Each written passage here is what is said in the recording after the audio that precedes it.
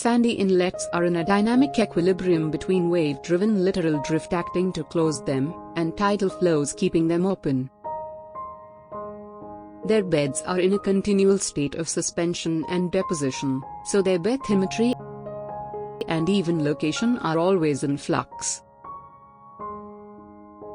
Even so, for sandy inlets, a nearly linear relationship between an inlet's cross-sectional flow area and the inshore tidal prism is maintained, except when major wind and/or runoff events act to close or widen an inlet.